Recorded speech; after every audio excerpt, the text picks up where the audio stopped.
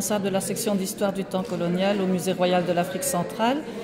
Nous sommes une équipe multidisciplinaire d'anthropologues, historiens de l'art et nous travaillons sur le patrimoine colonial qui a été notamment produit par cette institution ou qui a été collecté par cette institution, mais avec un regard postcolonial dans le cadre des études postcoloniales. Et ça fait donc plusieurs années que nous travaillons avec le comité des associations africaines qui travaillent avec ce musée, le COMRAF, avec lequel nous avons organisé donc une exposition permanente sur le Congo, le temps colonial. Et ce matin, j'étais là pour parler d'un nouveau projet expérimental très multidisciplinaire, aussi transnational, aussi avec des artistes de la RDC, mais qui sont aussi des artistes de la diaspora, dont deux jeunes artistes, Patrick Mudekereza et Sami Balodji, qui sont venus travailler avec nous sur un patrimoine conservé dans le Nord, pour y injecter un regard externe, pour nous aider aussi à travailler d'une nouvelle façon dans la recherche, de dépasser nos limites académiques, de dépasser nos limites d'un regard européen, de travailler avec eux et en multidisciplinarité avec des zoologues, des historiens, des anthropologues, des linguistes. Que les colonies, je veux dire, tout contact apporte quelque chose et que ça a changé, ça a profondément transformé l'Europe, bien sûr. Mais ce que je voudrais, c'est que je pense qu'il y a une étape de self-réflexivité pour l'Europe qui ne doit pas encore demander aux autres de lui faire l'éducation de ce qu'elle devrait être. Elle doit, évidemment, une conversation, ça se passe avec d'autres, mais elle doit vraiment, un peu, comme chacun de nous doit le faire, comme chaque peuple doit le faire, se pencher un peu sur ce qu'elle a fabriqué elle-même, comment elle s'est fabriquée, qu'est-ce qu'elle s'est fait elle-même en menant ces politiques-là. Et c'est à elle de devoir aussi y répondre en partie. Le colloque d'aujourd'hui, c'est une initiative d'un projet complet. C'est un projet entre les diasporas et les musées ethnographiques, quelques musées ethnographiques, dont le musée de Tervuren.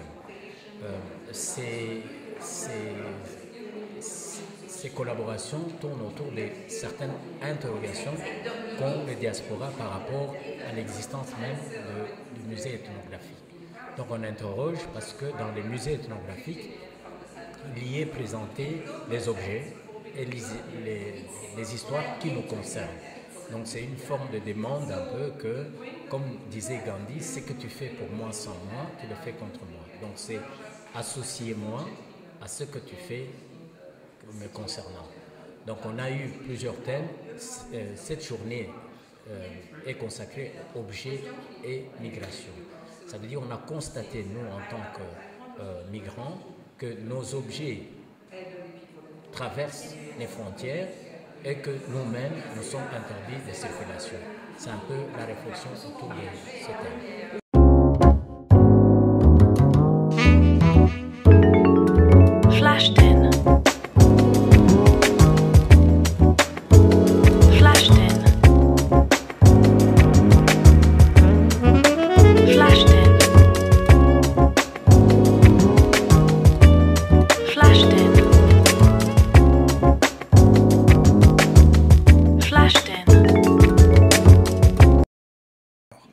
Alors le colloque d'aujourd'hui est présenté par deux organisations, on va dire. Donc il y a une intitulée README, donc qui est le réseau européen des associations de diaspora et des musées d'ethnographie.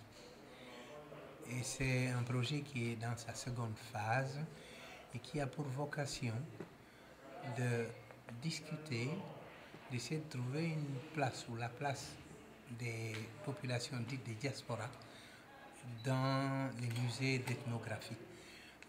Quel est ou quel rôle peuvent jouer les diasporas au sein des musées d'ethnographie qui jusqu'ici ont parlé bien souvent des cultures de leur pays d'origine. Et on s'est aperçu bien sûr que cette présence était absolument marginale. Donc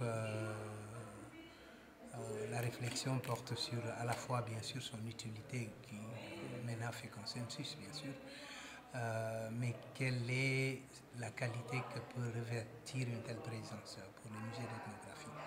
mais aussi, bien sûr, pour les diasporas elles-mêmes, puisque on parle là de référents culturels qui peuvent être constitutifs d'identité, d'identité à la fois passée, mais aussi nouvelle d'ailleurs. Voilà, ça c'est le projet README. Et puis il y a un autre projet qui réunit plutôt des universités, notamment l'ULB ici, et qui réfléchit sur la question des déplacements ou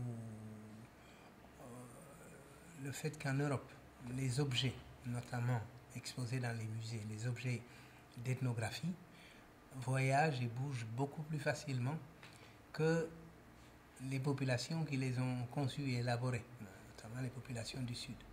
Donc cette espèce de violence inouïe à vouloir arrêter ces mouvements qui sont non seulement multimillénaires depuis l'aube de l'humanité, les hommes se déplacent. Maintenant on veut ériger des frontières pour les humains alors qu'on valorise les objets que ces humains-là produisent. On les laisse passer et ces objets deviennent source à la fois de richesse, de richesse à la fois matérielle mais aussi intellectuelle d'ailleurs.